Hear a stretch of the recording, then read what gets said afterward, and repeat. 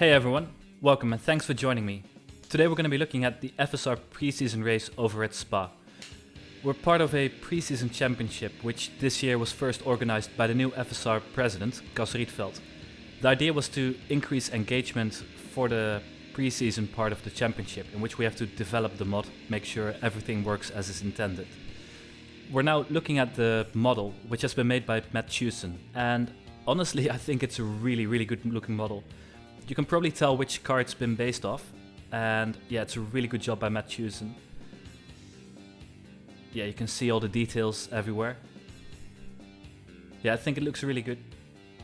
In the meantime, we're going to move over to the actual track, the pit garage over at Spa, and the physics model has been made by Robin Pensar. Well, it's still currently in development, and that's what the Preseason Championship is for. It's to figure out, is everything balanced the way we would like it to be?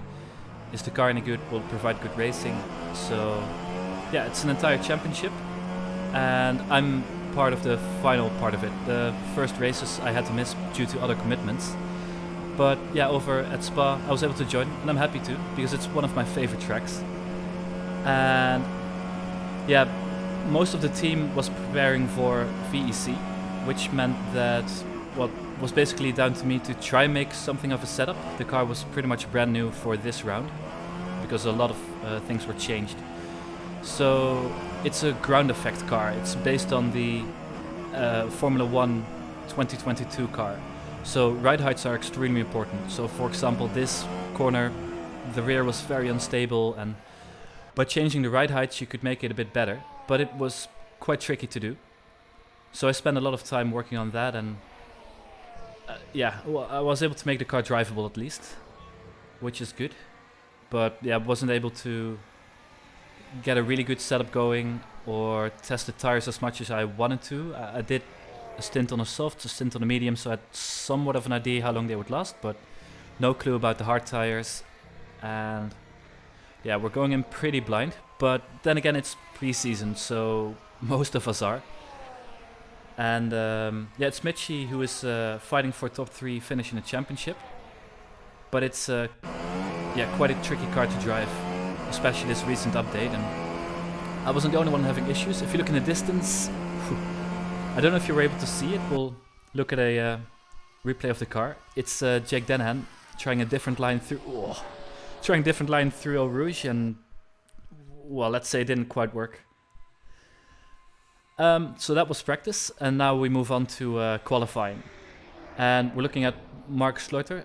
I'm hoping I'm pronouncing his name and all the other names correctly. If not, apologies. Please tell me how to actually pronounce your name, and I'll try and get it right for the next one.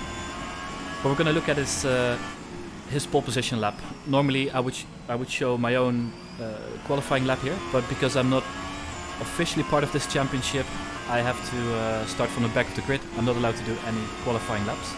So we're just going to look at the pole position lap, and after a really nice turn 1, the car is just completely planted through Eau Rouge, which it will be for the race as well, at least in clean air. As we now head down the Camel Straight, and you can see that he does take some curb, but not too much, and there he took more curb and the car immediately unsettles, and that's for a large part due to the ground effect. If the car becomes too high, you lose a lot of performance. If the car becomes too low, you lose a lot of performance. So you really have to watch out which curbs you do ride and which you avoid. So again, these curbs you don't really want to touch. And then these next 2 corners are also a really good example where yeah, you get close to them, but in this car you don't want to ride them. Just a tiny touch, and then that's it. And he actually does really nicely there, and through this corner as well. The previous corner also has a high curb, and well, if it goes right you can be fast, but you can also lose the car and crash. And that fast right-hander we just went through, that's a very important corner also for the race. Not so much during qualifying, it's just full throttle, but during the race as the tires start to wear, it's easy to crash. So we head into the bus stop chicane, final corner, onto the throttle, nicely done. And we head towards the finish line, and it's a 1:44.057, which is pole position. As we now headed back to me and the start of the race. So we're on the formation lap heading towards the grid, and as you can see I'm not using a burst livery because it hasn't been made for this car yet, so I chose a yellow car in honor of Matt Hewson, who made the model, and his old team Invictus, who always used yellow cars. So we were heading into the bus stop chicane, almost done with the formation lap, and Mitchie, me and his new engineer Bono, we were still discussing strategy. What are we going to do? How long will the tires last? How many stops? And it was basically only in this corner where we decided, well, we don't see anyone on the hards, so let's not use the hards. It's probably not going to be a good tire. Let's stick with the softs and mediums. But how long? How many laps? How many stops? Honestly, we didn't know. We were going in pretty blind. As we head onto the starting grid, and we're gonna go on board with me. I'm starting P17 out of 18 cars, so pretty much a back of the grid. Last two, well, we'll see how far we come. But we want to move forward, that's for sure. Lights are on. Lights off. Okay, here we go. Here we go. Let's try and recover as many positions as we can. Right, also dangerous corner here at the start, so I tend to take it easy here. And I actually lose a position. Someone overtakes me around the outside. Maybe I was a bit too careful. Then again, it's very easy for people to get tangled up, and it'll be a big incident. Same through here. I wasn't sure how much grip I would have in dirty air going through here. So I was just taking it easy, keeping calm, keeping the car in one piece because we need it to last the entire race. So again, I'm looking for some clear air because I don't know the concertina effect. Everything will condense together and you don't want to get caught out. This is a corner, the next one as well. Often you see incidents at the start, so I'm just being careful, I'm just being tentative. As the guy in front of me tries to defend, well, I wasn't going to go for a move there. Because again, I want to make it to the finish. I want to move forward, and getting into the incident is not the way to go. So yeah, at this point I'm just trying to get into a rhythm. Trying to slowly get the tires up to working temperature. Because in the little testing I did, there was a noticeable drop-off with the tires. Again, looking for the clean air here. If you push the tires too hard, they will drop off. But I wasn't quite sure how hard I could push them, or whether I was saving too much or too little. But I do know that, well, at this point, everyone's slipstreaming off each other. So I'm not going to be able to overtake. So, yeah, don't push the tires too crazily. And as a result, you see a little bit of a gap towards the guy in front of me, but that's just me getting into the rhythm, getting the tires up and keeping it clean. Speaking of, two people hit each other. And this is where I see an opportunity. I see someone heading into the pits, and then, yeah, they're three wide, so there's an opportunity to overtake here. Well, they've basically blocked off the entire track, so it's not going to happen, but I'm going to go around the outside. Maybe they'll get tangled up again. Yep, they do. Oh, the red car does get touched, and well, I gain a free position by just keeping it clean. And now, well, let's see what's going to happen. They're fighty, so I can take advantage as he loses the rear, but he managed to save it, so that's really well done. But there's an opportunity here. I slipstream, I pick a side, a bit of overtake, and that's two more positions gained. Alright, that's a decent start, I'd say. Let's see how far we can move upward from here. There's a bit of a gap in front. Oh, so there's a moment on the rear for the guy behind me. Ooh, there's a moment for the guy in front of me. We'll see it here. Yeah, it just loses the rear and goes into the grass. Doesn't actually crash, but again, it's a free position for me. And a bit larger gap now, so I want to close this down, but again, I need to be mindful of my tires. The guy behind me is Valeriano. He's the 2018 Pro Champion, so for sure he's a fast guy, and I need to pay a close eye on him. For sure he's going to be fast, so he's a good benchmark, and well, let's see if we can beat him today. He's closing up a bit as we now move a little bit further ahead onto the start of the next lap. Through Rouge again. And as you can see, I'm a P13 from P17, so that's not too bad. As I see some guys, well, weren't quite able to make it. happen, but so good. Again, still getting into my rhythm. As we now move on to lap 4, and I have closed in onto the guy in front of me, which is good. I could have closed up more, but that's a moment, and that's really close. I'm gonna show you slow motion here and look at how close that was. That's inches away from disaster. That would have been race over. And instead we get away unscathed, and we move on to later during lap 4, as there's a big incident there. Okay, slow. Yep, okay, we made it through cleanly. I had to lift off and take it easy, just because I wanted to keep clear, and as a result Valeriano has now closed up really close to me, which isn't ideal. We're gonna look at what happens here. So it's Sux who just loses the rear. Perhaps taking a bit too much curb and losing the downforce, and then yeah, they'll get tangled up. Which is why I slowed down as much, because I didn't want to be part of this big crash. It was actually a significant crash for the championship as well. You could see Lalu was also involved, and he was fighting for the championship. So that's really unfortunate for him. As we, yeah, well, we managed to make it through. I've got Nietzsche in front of me. I was having half a look, but I decided not to go for it right after the crash. Again, just keeping the car, keeping my nose clean, and live to fight another day. So I am faster than him. As you can see, this is a little bit later, and I'm really close behind him. Oh, as he has a moment on the rear. Yeah, the car was really difficult into turn 1. A lot of people were having issues, and yeah, a lot of my setup work was to set up the car to make it at least decently stable through there. As I'm now quite close behind him, let's see if we can make a move. So yeah, I can open DRS now at this point. A bit of a slingshot and easy enough to overtake. But the important thing is Valeriano, the blue car, he's not able to make moves. So that's really good for us, because now we have a buffer.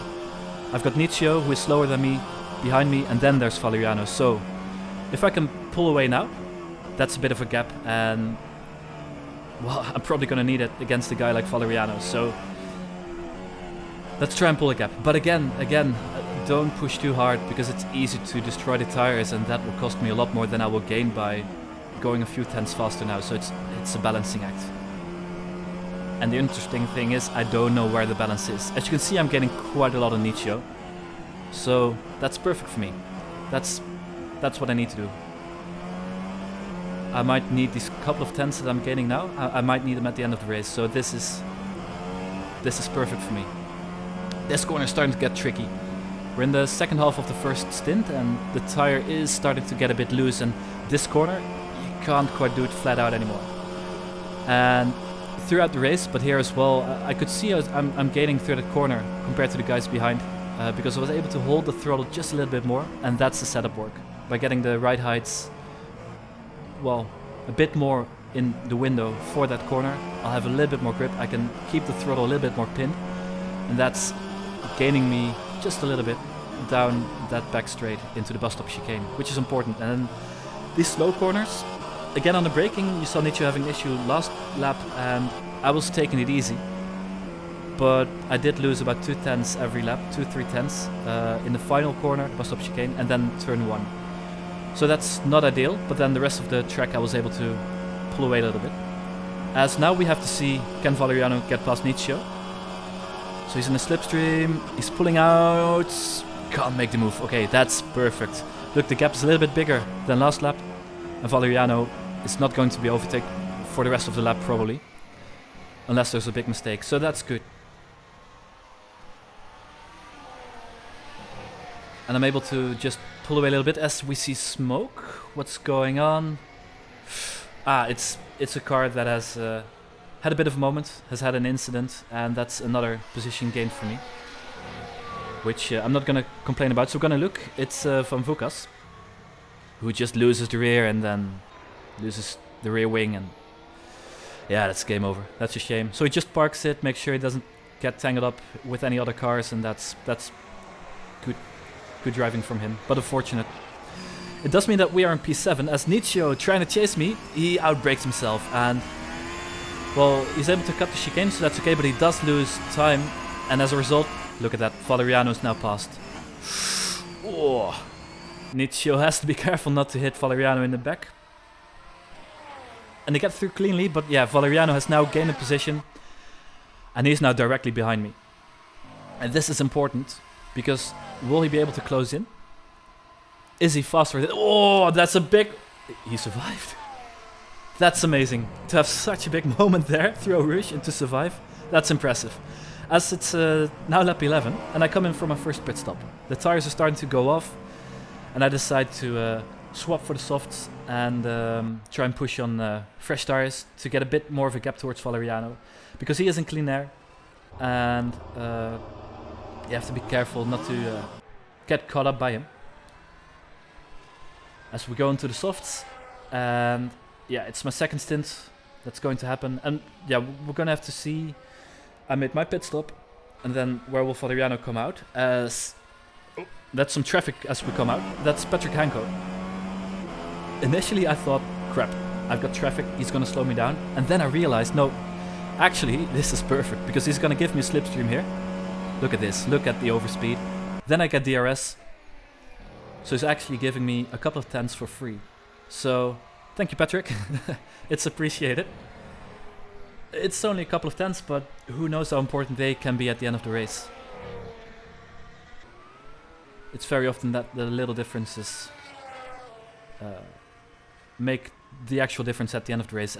As this is the end of that lap 12, Valeriano now comes into the pits to get rid of his old mediums. And one thing is, what tires is going to go on? It's the soft, so it's the same tires as me, but one lap later. So I basically have had a bit of an undercut, so I should be in front of him. But yeah, we'll have to see. As I'm coming out of turn 1 now. Yeah, that's in front of Valeriano. We're gonna look for him. Where is he? Yeah, he's coming out now, and behind Patrick Hanko. So any advantage that Hanko gave me will now also be given to Valeriano. So that evens it out. So that's, I guess, good for the race. Makes it fair. As, yeah, you can see Valeriano easily getting past Hanko there. That's it. Clean as you like. So the gap is now 4 seconds, which is good. But this is now lap 15. And, well, the gap is closed down to 3 seconds. So in only a couple of laps time, Valeriano has been able to close in on me, which in a way got my word, but I had to keep calm. I had to just keep my head down, keep doing what I'm doing, because it's not so much about him gaining a second now, but how much might he lose at the end. And as I'm now closing in on the car in front of me, which is yeah, a bit later on. And who was this? This was Frelik.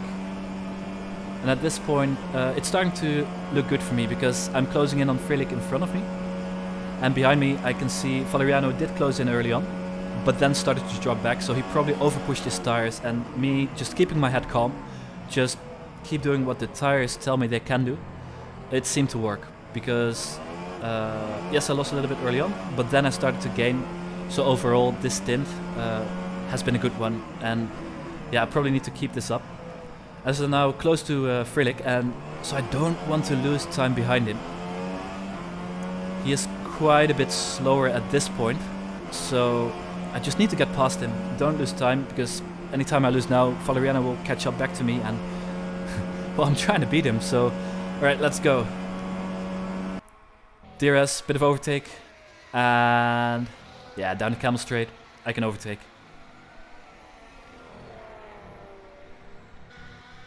And actually I noticed Frelik didn't have as high top speed as I did, so yeah, for this middle part he is quick, but then down the straights he is a bit vulnerable.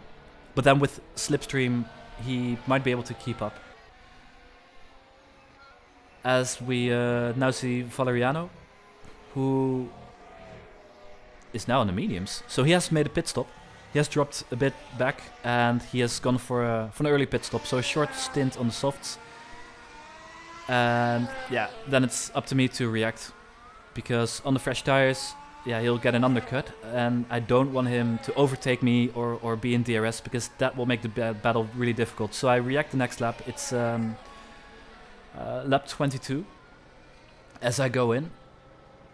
And I decide to go a different route. I quite like the softs. I was able to manage him for 11 laps.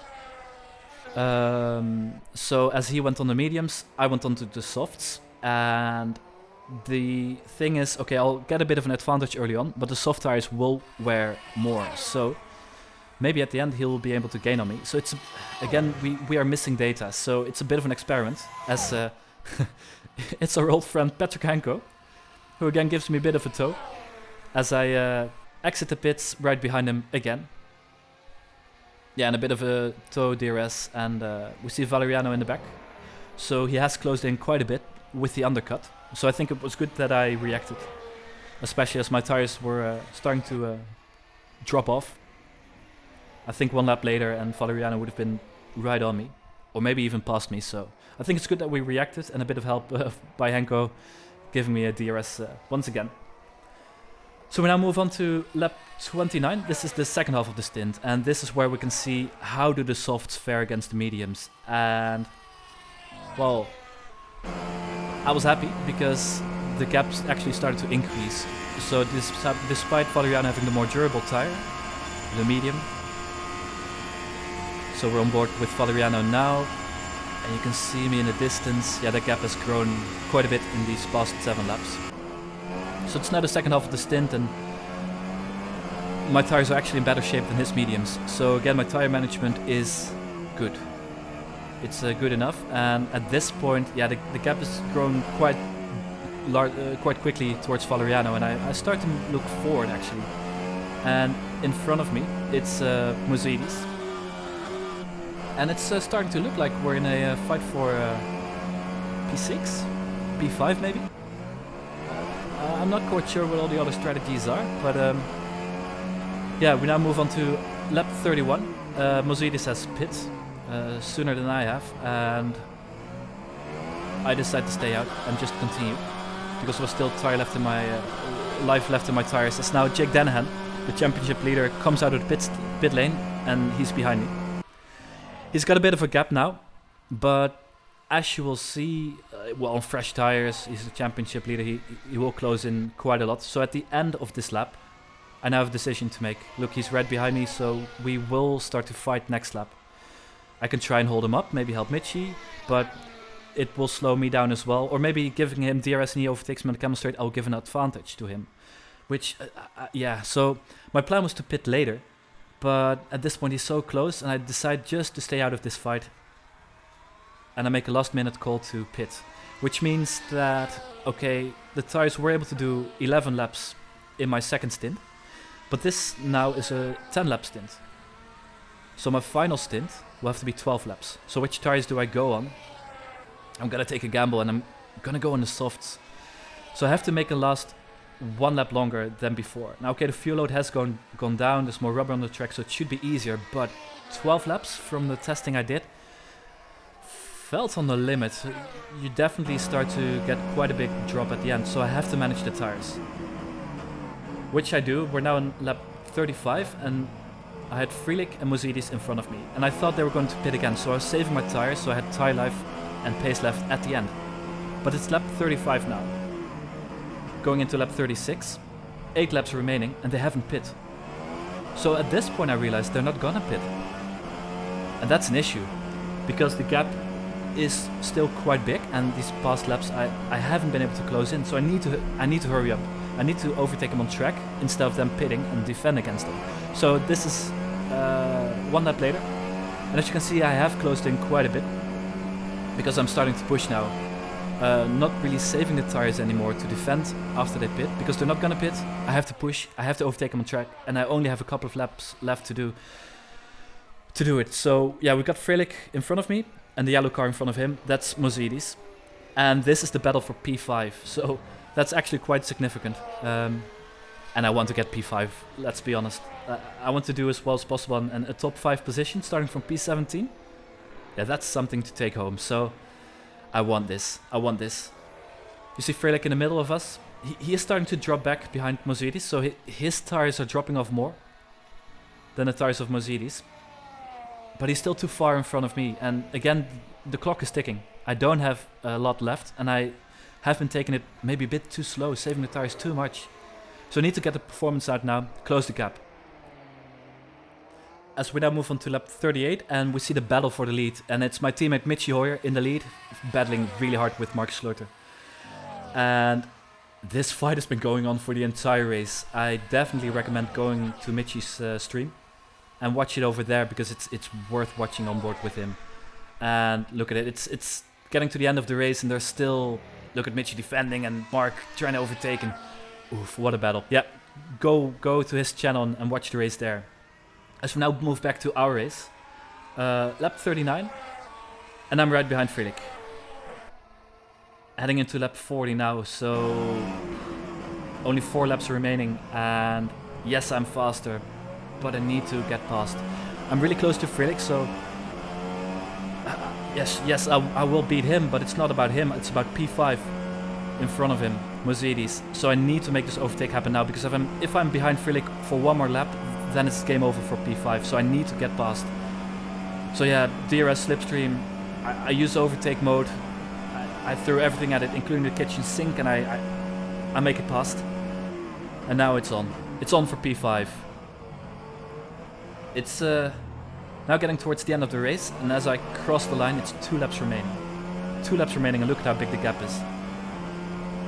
So I'm basically going full push. I know Mozidis, his tires are dropping off, but this stint of mine on the softs was 1 lap longer than I planned it on being. And that extra lap, well, that's gonna hurt me. So I'm losing performance in my tires. He's losing performance in his tires. We only have 2 laps remaining, and I need DRS to overtake him. So we're gonna take a look. Nope, that's no DRS. So that's bad. That's bad news, because after this, I'll have 1 lap, 1 chance to overtake him. And I really wanted to have DRS and close in on him, but I didn't. So I have to push. I have to get really close to him during this lap. I don't know if the tires will last, because I'm having to make them last longer than I planned on doing. But at this point, I can't save tires. There's no time, there's no use. I just need to send it. I need to go for it. But as you saw, with the many crashes that we had, this car is tricky to drive. And especially on worn tires. You can lose the front, you can lose the rear. It slides everywhere. And I don't want to throw away P6 either. I mean, if I bin it now, then I'll have nothing. But I want P5, guys. I want it. I really want it. So come on, full push. I have to risk it for the biscuit.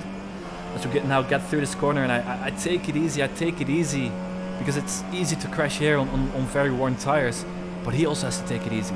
And my setup was good for this corner, so I'm able to hold the throttle just a little bit longer, which gives me an advantage down the straight. And look, I'm able to hold with him and catch just a little bit of slipstream. And look how close I am behind him now. Bus stop chicane. That's the final corner, and we're heading into the final lap now. I'm right behind him. Need to get a good exit. Yes, I still have the grip. Okay, I'm right behind him. Final lap. Here we go. I need to overtake him. P5. Be careful, not lose the rear. Clean exit. Come on. Oh, that's a bit of oversteer. That's bad. Oh, you can see him walking away. Okay, come on. This straight, I need to overtake him. The camel straight. Needs to happen now. Come on, full push. Oh, he's trying to get out of the slipstream, but it doesn't work. I get it back. I get DRS and overtake mode. Everything I throw at it, and look at that. I'm in front of him. I got it. That's P5. We're now on board with Mozidis, and well, he's got basically half a lap to get the position back. So let's see if he can do it. Are his tires still good enough? You can see me move away, and he's trying really hard, but just like me, he's also trying not to crash. And his tires are very worn, so yeah, he's trying, but you can see me drive off. Look at how much more grip I still have by taking the extra pit stop.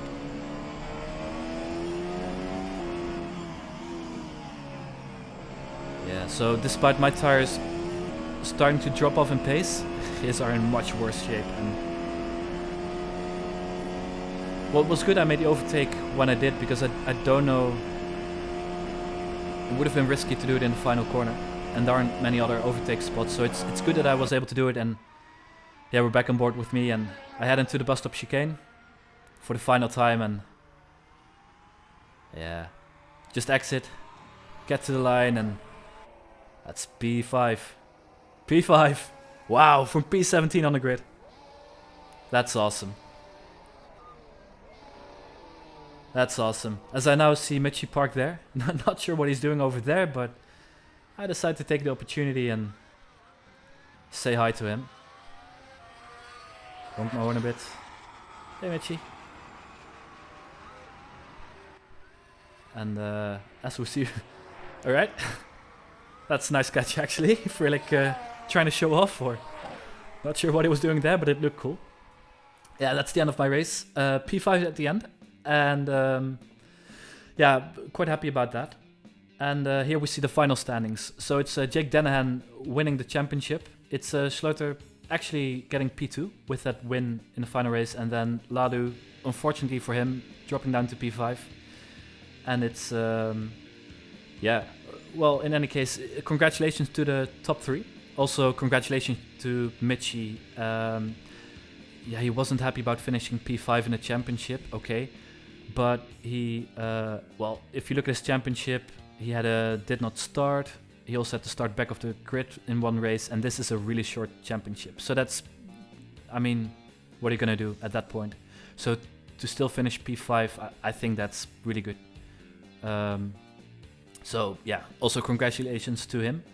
And I also want to thank Gas Rietveld for organizing this preseason championship. I think it worked as intended. One, it was fun to do. It also increased engagement, so I think that's a good thing in terms of developing the car in preparation for the actual season. So yeah, I want to thank him for organizing this. And well, I guess there's not much left to do apart from thank you guys for watching. And be sure to leave some feedback on what you thought about this video.